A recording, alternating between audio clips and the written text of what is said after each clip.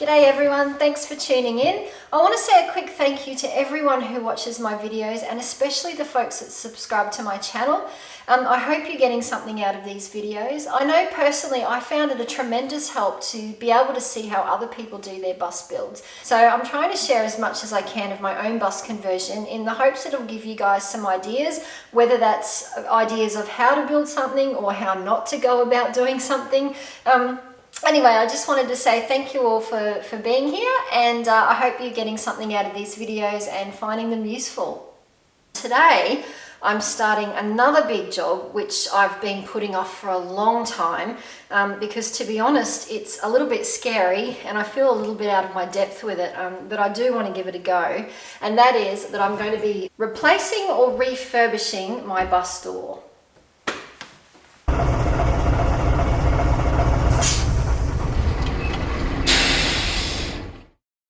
So my bus still has the original door from when it was a bus, even though it's had a few modifications done to fit like a motorhome door lock and things like that. It still has the original door and it still opens in the same way that it did when it was a bus. And now technically, because my bus is already registered as a motorhome, the door as it is has been approved and deemed to be okay for that purpose. So I don't actually have to change it. Here in Australia, the biggest reason why most people change their bus door is to comply with new motorhome regulations that say that you have to have an outward opening door. Now, technically, my bus door does open outward, but the way that it swings, it actually opens outward, but also slides inward a little bit. So I'm not sure if it would actually pass if I had to go and get it certified as a motorhome today. But luckily for me, my bus is already registered as a motorhome, so I don't need to do anything different. But there are quite a few things about this door that annoy me, and I'm not entirely happy with it. So I've been thinking for a while about fixing it up and trying to modify it to make it a little bit more suitable for what my needs are. The biggest problem I have with the door is that it leaks, and it leaks quite badly. All of the seals around the edge are just shot, basically. They're probably the original door seals, so 30 years old. The rubber is deteriorating and water just gets in easily. Particularly at the top, water runs in from the outside of the bus, sits on the top of the door and then runs down here, also runs down on the inside of the wall, and I get leaks in this corner as a result. And the previous owner's done this door lock in such a way that there's actually no seal at all behind it. So even when the door's fully closed like it is here, you can see straight through quite a large gap to the inside of the bus. So it's obviously not sealed at all. So that's a big issue that I need to fix. Now, I could just go and replace all the rubber seals around the door. That in itself is a big job. The other issue I have is that the skin on the door, this laminate panel that they've got on the inside of the door, is not in very good condition. Like, it's cracked in a few places. It's just getting worn. It looks a bit crappy. So, you know, I'd like to be able to fix that up somehow. And also the way that the door opens, and because it does actually swing in a little bit, it blocks off access to this corner at the front. It's very hard to get down in there and clean, and it takes up a lot of space. Now, I actually want to install a passenger seat at the very front of the bus here, and in order to have enough room for the passenger to put their feet down in front of that seat, I need to kind of modify the front steps a little bit, and it would be a lot easier to do that if I had more space here to work with, if the door wasn't opening into this space. So there's a few reasons why I'd like to change the way the door opens to make it a fully outward opening door, which would open up all this entry space in here. Now, I'm hoping that I can use this same door because the other issue I have is the shape of the door. It's not just a simple square door. It would be nice if it was, but nothing on this bus is square or straight.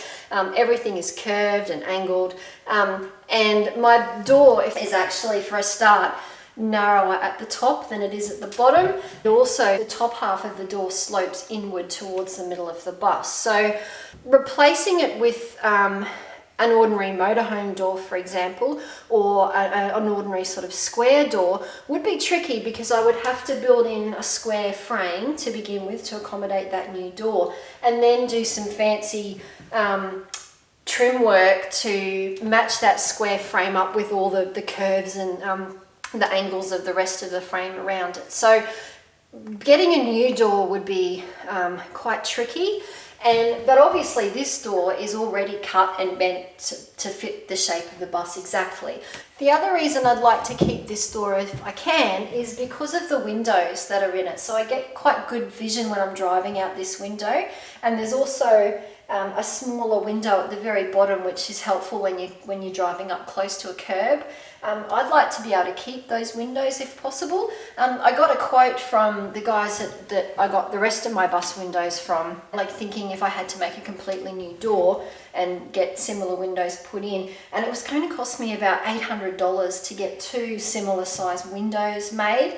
So obviously that's a lot of money just for the windows, so it'd be really good if I could keep this door with the windows in place. So that's the plan. I'm not entirely sure how I'm going to do it, to be honest. The first thing I'm going to do is actually take off this door so that I can get a good look at the area behind it here and start to get some ideas about how I can pull this off. The door's on this arm at the bottom here that goes in under the step, and there's a pivot under there, so I have to take this step off to be able to get at that.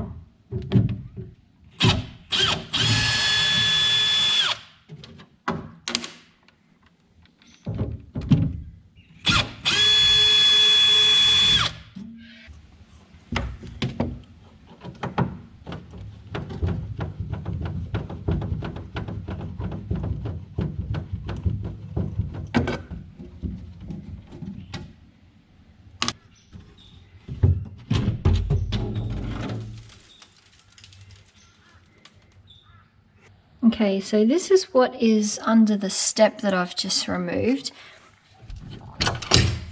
So this is the swinging arm that the door is attached to on the bottom.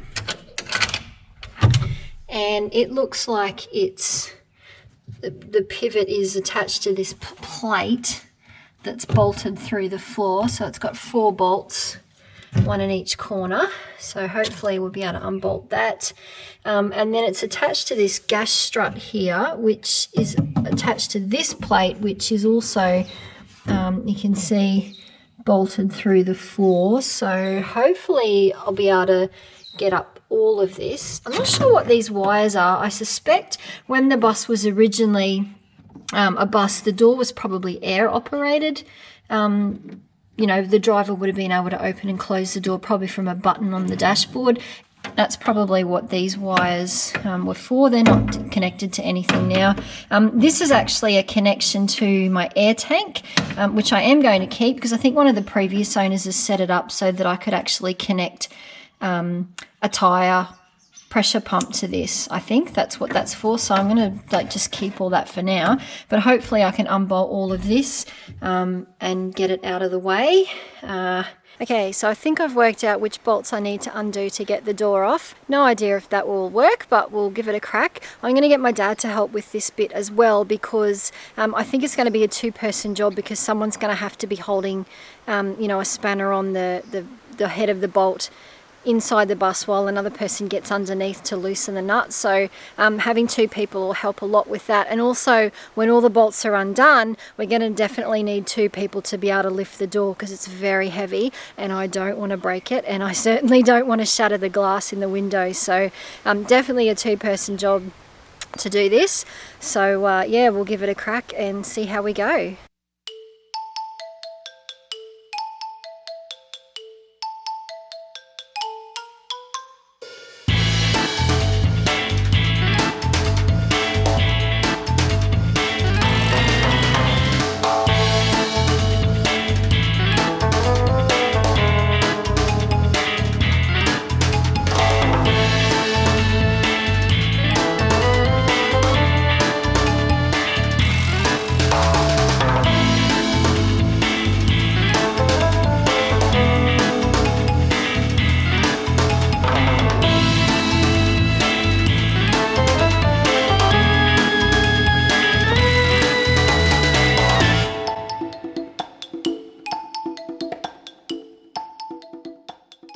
Okay, so we've managed to remove the 4 bolts that were holding this plate to the floor. So the bottom of the door is now able to move freely. So we just need to undo the top now. So you can see the way the door's attached at the top.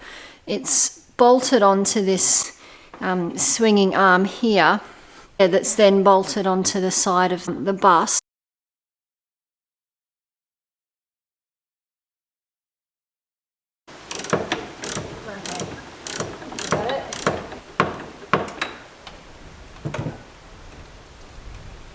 Even after removing the bolts in the floor and unhooking the door from the ceiling pivot, we still couldn't manage to get it out of the bus. Just because of the shape of the door and the bits that were still attached to it meant that no matter what angle we tried to maneuver it out, it just kept getting stuck. The problem we had was that this metal arm that was attaching the door to the pivot hinge at the top, which we thought was just bolted on, actually seems to be either welded or glued, and we're not able to get it off at all. So this kept getting stuck on the ceiling. In addition to that, at the bottom of the door, even though we'd removed the bolts that were attaching the plate where the door was hinged to the floor, we weren't able to remove this step frame at all, because even though we undid all the bolts in the bottom plate, it still wouldn't budge. So we had to try and move the door around this bottom step, and it just wasn't possible no matter what angle we tried, between this getting caught on the step at the bottom and the arm getting caught on the ceiling at the top. There was just no way we could get the door out. We ended up having to remove this entire arm from the bottom of the door,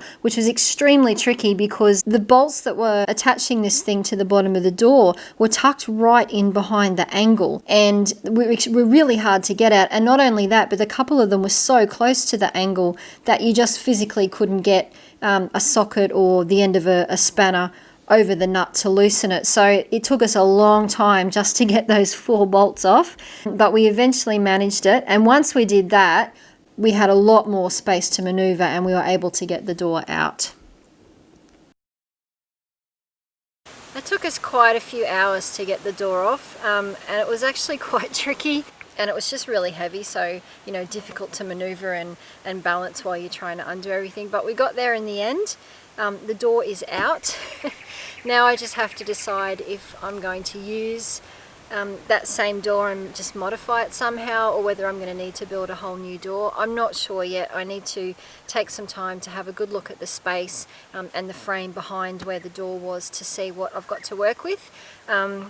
Yeah, and just have a think. The door that we just took out of the bus is really heavy, so if I was just going to hinge that differently, I'd have to get some pretty super heavy duty hinges that could carry a lot of weight. Anyway, but I'll look into all that. For now, I'm just going to go and pack up all our tools and get cleaned up and have a nice long hot shower.